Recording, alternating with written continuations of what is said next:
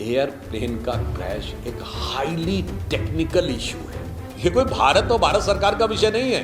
किसी भी हवाई दुर्घटना की जांच कैसे होती है, इसके लिए अंतर्राष्ट्रीय मानक स्पष्ट हैं और अंतर्राष्ट्रीय संस्थाएं स्थापित हैं। दुखद घटना पर राजनीति करके न सिर्फ कांग्रेस ने अपनी क्षुद्र मानसिकता का परिचय दिया है, बल्कि अपनी अज्ञानता और राहुल गांधी जी के प्रभाव से आई हुई मानसिक विकलांगता का भी परिचय दिया है। अशोक गहलोत जी, जिनके दौरे हुकूमत में सर तन से जुदा का नारा ही नहीं हुआ, सर तन से जुदा हो गया, वो आकर जब इस प्रकार की बात करते हैं तो मुझे लगता है कि एक हिंदी भाषी क्षेत्रों में, गांवों में एक कहावत है, सूप बोले तो बोले और चलनी भी बोले जिसमें 100 छेद। मुझे लगता है फिलहाल जनता किसको भुगता रही है वो दिखाई पड़ रहा है। और श्री भूपेश बघेल के बारे में मैं कोट करना चाहता हूं। 2023 के चुनावों के दौरान इंडी गठबंधन में रहते हुए यह बयान एक नेता ने दिया कि भूपेश बघेल भारत के सबसे करप्ट मुख्यमंत्री हैं। ये किसने बोला? भाजपा ने नहीं, अरविंद केजरीवाल जी ने। तो मुझे लगता है कि अशोक गहलोत जी हम लोगों को बताने की बजाय पहले उनके गठबंधन में क्या जुगत हो रही है, उसके बाद भुगत क्या होगा, इसके बारे में विचार व्यक्त करें तो अधिक उचित होगा। सर, अशोक गहलोत जी ने एक और मांग करी है भारत सरकार से। उनका कहना है कि अहमदाबाद में जो प्लेन क्रैश हुआ उसकी जो जांच है वो सुप्रीम कोर्ट के जो जज हैं उनकी अध्यक्षता में एक आयोग बनाकर करनी चाहिए। मुझे लगता है कि श्री राहुल गांधी जी का प्रभाव कांग्रेस के नेताओं और अशोक गहलोत जी जैसे वरिष्ठ नेताओं पर भी इस प्रकार कहा जाता है। एयरप्लेन का क्रैश एक हाईली टेक्निकल इशू है जिस पे निश्चित रूप से रिपोर्ट और जानकारी उस विषय के विशेषज्ञ ही दे सकते हैं और इसके लिए एक इंटरनेशनल मानक है। ये कोई भारत और भारत सरकार का विषय नहीं है। किसी भी हवाई दुर्घटना की जांच कैसे होती है, इसके लिए अंतर्राष्ट्रीय मानक स्पष्ट हैं और अंतर्राष्ट्रीय संस्थाएं स्थापित हैं।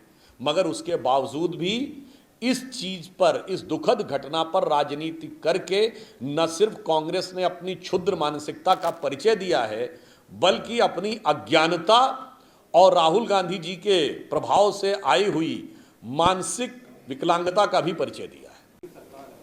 लेकिन आप देखिए, ट्रंप लगभग 22 बार कह चुके हैं कि मैंने भारत पाकिस्तान में सीज़फायर कराया और हमारे लोग मना कर रहे हैं, तो ये सफलता मान रहे हैं या वहाँ को? बड़ा अच्छा आपने प्रश्न किया है। उसमें जय बार उन्होंने बोला है तो न्यूक्लियर कॉन्फ्लिक्ट अवॉइड किया है, यह भी बात कही है। तो मैं पूछना चाहता हूं, जब न्यूक्लियर की बात आती है तो हमारे विपक्षी कहते हैं नहीं नहीं नहीं, हमें ट्रंप का वो वाला बयान जो है वो नहीं मानना है। 8 मई को यानी 6 और 7 को कार्रवाई होने के बाद ट्रंप का बयान है टिट फॉर टैट हो गया, अब रुक जाना चाहिए। टिट फॉर टैट का मतलब जैसे को तैसा। इसका मतलब उसने माना उन्होंने कि पहलगाम हमला पाकिस्तान ने कराया तभी तो टिट हुआ और इंडिया ने ठोक दिया तभी तो टैट हुआ। तो भाई वो भी नहीं मानना है। 14 मई को अमेरिकी विदेश विभाग के प्रवक्ता ने प्रश्न पूछा गया कि क्या अमेरिका का कोई जहाज न्यूक्लियर लीक की जांच करने के लिए पाकिस्तान में गया है। वो कह सकता था ऐसा कुछ नहीं है, आप लोग जाके नेट पे चेक कर सकते हैं। उसने कहा इसका जवाब देना हमारे परव्यू के बाहर है। तो मुझे लगता है कि इस विषय के ऊपर पुनः कांग्रेस पार्टी जिस प्रकार की राजनीति कर रही है, और रही बात इसकी कि जहां तक भारत का प्रश्न है, भारत ने बहुत स्पष्ट रूप से या साफ साफ किया है कि किसी भी प्रकार के, और फिर ट्रंप ने आगे ये भी बोला है कि I have not done it, I have just facilitated.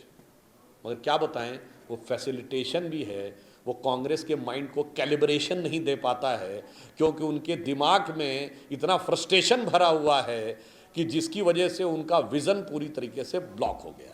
BJP लगातार कई मुद्दों को लेकर बात करती है, लेकिन महंगाई और बेरोजगारी को लेकर बात क्यों नहीं हो पाती?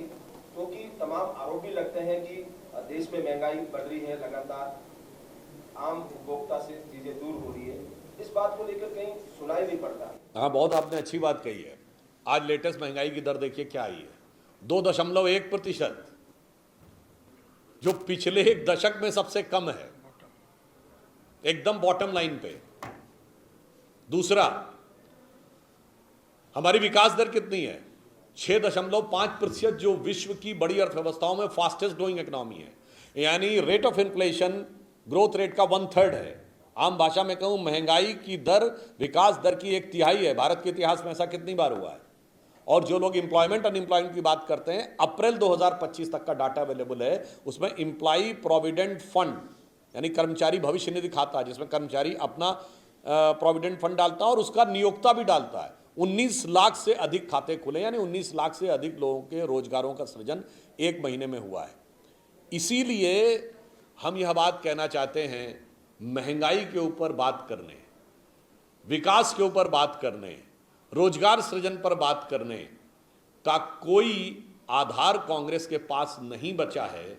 इसलिए वो लोग अनावश्यक अवांछित रूप से ऐसे विषयों को उठाते हैं, जैसे टेक्स्ट बुक में कोई सामान्य परिवर्तन हो जाए तो उस पर भी राजनीति करने का विचार रखने लगते हैं। अशोक गहलोत ने एक बड़ा आरोप लगाया, कन्हैया हत्याकांड जो हुआ था उदयपुर में, उसको लेकर के उन्होंने कहा कि एनआईए इसलिए ये सारी चीजें डिले कर रही है क्योंकि वो आरोपी जो हैं वो बीजेपी से जुड़े हुए थे, और पहली बार उन्होंने ये कहा कि बीजेपी से जुड़े हुए हैं, इस वजह से एनआईए के में कोर्ट में भी जज नहीं बैठता है। पीएफआई को जलवाए जलाल से राजस्थान में मार्च निकलवाने की अनुमति देने वाले अशोक गहलोत जी, जिनके दौरे हुकूमत में सर तन से जुदा का नारा ही नहीं हुआ, सर तन से जुदा हो गया, वो आकर जब इस प्रकार की बात करते हैं तो मुझे लगता है कि एक हिंदी भाषी क्षेत्रों में, गांवों में एक कहावत है, सूप बोले तो बोले और चलनी भी बोले जिसमें 100 छेद।